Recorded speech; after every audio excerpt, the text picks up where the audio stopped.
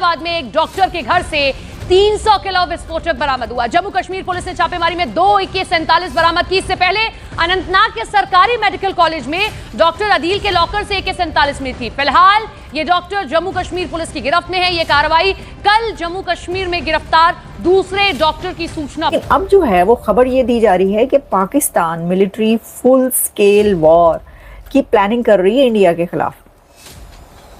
हैं? आप सीरियसली ये बात कर रहे हैं? क्या ऐसा होने वाला है? क्या ऐसा हो रहा है? तो देखिए ये देखें कि आतंकवादियों के कितने सारे अड्डे ढूंढ निकाले गए 2 अलग अलग ऑपरेशंस में, एक जम्मू कश्मीर पुलिस के द्वारा और दूसरा गुजरात पुलिस के एंटी टेररिस्ट स्क्वाड द्वारा। भारत को बहुत क्लोजली इस डेवलपमेंट्स को देखना पड़ेगा, क्योंकि पाकिस्तान घिरा हुआ है, उसके पास बचने का कोई तरीका नहीं है। उन्हें कोई ना कोई ड्रास्टिक स्टेप लेना ही पड़ेगा और युद्ध अब भारत के साथ होगा जरूर। नहीं, कोई पॉलिटिकल स्टेटमेंट नहीं होती सर।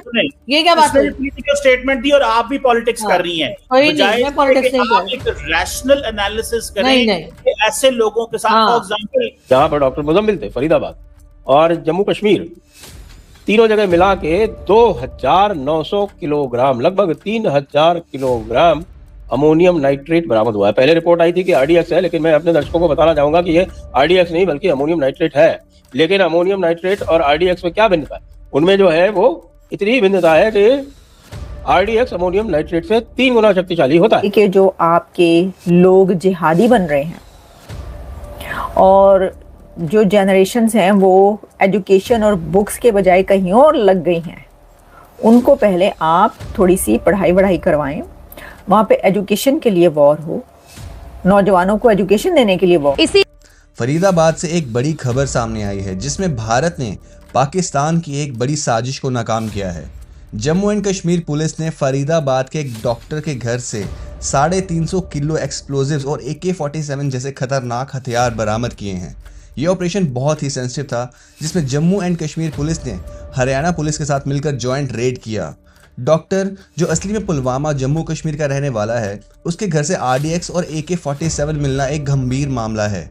पुलिस के सोर्सेज के मुताबिक ये सब एक बड़े टेरर मॉड्यूल का हिस्सा था जिसका सीधा कनेक्शन पाकिस्तान से है। पाकिस्तान ने एक बार फिर भारत में अफरा तफरी मचाने की कोशिश की, लेकिन इंडियन सिक्योरिटी एजेंसीज ने उनकी साजिश को शुरू होने से पहले ही फेल कर दिया। फरीदाबाद जैसे शांत नगर में इतना बड़ा आर्सेनल मिलना ये साफ दिखाता है कि पाकिस्तान अपने टेरर नेटवर्क को हर जगह फैलाने की कोशिश कर रहा है। लेकिन भारत की इंटेलिजेंस और पुलिस ने साबित कर दिया कि हम हर फ्रंट पर तैयार हैं। चेहरे ने देश में दहशत फैलाने की साजिश को रचा। एक डॉक्टर जिसका काम लोगों को ठीक करना है, लेकिन उस डॉक्टर के लॉकर से AK-47 मिलती है। उत्तर प्रदेश के सहारनपुर से इसको गिरफ्तार किया गया। अलग अलग ऑपरेशंस में, एक जम्मू कश्मीर पुलिस के द्वारा और दूसरा गुजरात पुलिस के एंटी टेररिस्ट स्क्वाड द्वारा। और दोनों में आप देखें कि दोनों में जो लोग पाए गए हैं वो कोई बिना पढ़े लिखे लोग नहीं हैं। यानी कि ये जो दोनों घटनाएं हुई हैं, पहली तो आपको पता है जम्मू और कश्मीर पुलिस ने जम्मू कश्मीर फरीदाबाद, और फरीदाबाद में डॉक्टर अदील थे, और आपके सहारनपुर जहाँ आपके एक डॉक्टर मुजम्मिल थे और दूसरी जगह डॉक्टर अदील थे सहारनपुर, अदील राथर यानी कश्मीरी थे, और यहाँ पर डॉक्टर मुजम्मिल थे फरीदाबाद। और जम्मू कश्मीर, तीनों जगह मिला के 2900 किलोग्राम, लगभग 3000 किलोग्राम अमोनियम नाइट्रेट बरामद हुआ है। पहले रिपोर्ट आई थी कि RDX है, लेकिन मैं अपने दर्शकों को बताना चाहूंगा कि ये RDX नहीं बल्कि अमोनियम नाइट्रेट है। लेकिन अमोनियम नाइट्रेट और RDX में क्या भिन्नता है? उनमें जो है वो इतनी ही भिन्नता है कि RDX अमोनियम नाइट्रेट से 3 गुना शक्तिशाली होता है। तो यदि इस हिसाब से यदि आप कैलकुलेशन लगाएं तो यदि 3000 किलो अमोनियम नाइट्रेट प्राप्त हुआ है, जब्त हुआ है, तो इसका अर्थ है 1000 किलोग्राम RDX। और 1000 किलोग्राम RDX हम जानते हैं कितना होता है। बस आपको एक हम बता देते हैं, एक तुलना बता देते हैं कि जो पुलवामा में जो RDX प्रयोग में लाया गया था वो 30 से 40 किलोग्राम था। अब यदि 1000 किलोग्राम RDX को आप अलग अलग स्थानों पर आप प्लांट करके और उसको सीरियल ब्लास्ट की तरह, जैसा कि 1992 में मुंबई में हुआ था, वो कर, और डॉक्टर भाई गंदा डॉक्टर है। और कल ही शत्रुबोध के सत्र में ये बातचीत हो रही थी कि साहब यहाँ पर हिंदुओं के दान से हिंदुओं के पैसे से माता वैष्णो देवी मंदिर का एक मेडिकल कॉलेज बनाया जाता है और उसमें 50 सीटों में से 42 मुसलमानों को दे दी जाती है। अब आप ये कहेंगे कि साहब की पढ़ा लिखा मुसलमान जो है वो अच्छा होता है और ये सारा का सारा आतंकवाद का कार्य जो है वो बेपढ़े लिखे लोग करते हैं, तो आपके सामने है। दूसरा, उससे भी अधिक चिंताजनक वो ये है कि चीन से पढ़ के आया हुआ एक डॉक्टर, चीन से पढ़ के हुए आया डॉक्टर अहमद मोहिद्दीन सैयद लगा हुआ है, वो अशराफ है भाई, पसमानदा भी नहीं, अशराफ भाई है।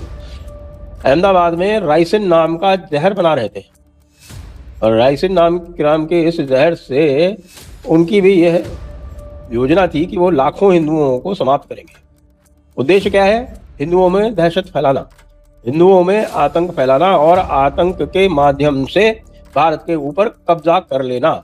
यदि आपने पीएफआई का 2047 वाला चार्टर पढ़ा हो तो उसका भी यही कहना है। उसका कहना है कि सारे मुसलमानों को सड़क पर आने की जरूरत नहीं है। यदि 10% मुसलमान भी पीएफआई के साथ हो जाए तो वे इसी प्रकार भारत पर कब्जा करके राज कर सकते हैं, जैसा कि इस्लामिक आक्रांताओं के शासन में हुआ करता था। आखिरकार वो थे ही कितने, लेकिन वो आतंक के माध्यम से राज्य करते थे। इनका भी उद्देश्य यही है कि आतंक के माध्यम से भारतीयों पर, हिंदुओं पर ये राज्य करेंगे और ये कहीं और से नहीं आता, ये इनकी बड़ी किताब से, छोटी किताब से ही आता है।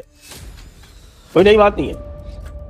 अब लेकिन मेरा सवाल ये है कि अगर तो वाकई ऐसा है तो भाई पहले जो वहाँ पर जहालत वहालत है और जो नाख्वानगी है, यानी कि इलिटरेसी है, उसके खिलाफ जंग नहीं होनी चाहिए। पहले आप कंट्री के अंदर जो बुराइयां हैं, यानी ये कि जो आपके लोग जिहादी बन रहे हैं और जो जनरेशन्स हैं वो एजुकेशन और बुक्स के बजाय कहीं और लग गई हैं, उनको पहले आप थोड़ी सी पढ़ाई करवाएं। वहाँ पे एजुकेशन के लिए वॉर हो, नौजवानों को एजुकेशन देने के लिए वॉर हो, वहाँ पर तरक्की के लिए वॉर हो, वहाँ पर जो है वो जो ऐसी ख़वातीन के साथ जो सलूक होता है उसके ख़िलाफ़ वॉर हो, वहाँ पे बच्चों के साथ जो मदरसों में और मस्जिदों में सलूक होता है उसके ख़िलाफ़ वॉर हो।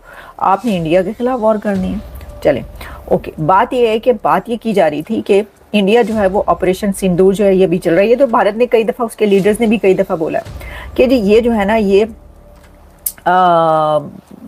अभी तो ये ऑपरेशन सिंदूर जो है ये किसी भी टाइम हमला हो सकता है। हमें तो अभी तक यही पता था कि भारत ने हमला करना है, लेकिन अब हमें पता चल रहा है कि पाकिस्तान ने हमला करना है। तो पाकिस्तान के लिए हमला करने के लिए उतना पैसा भी होना चाहिए।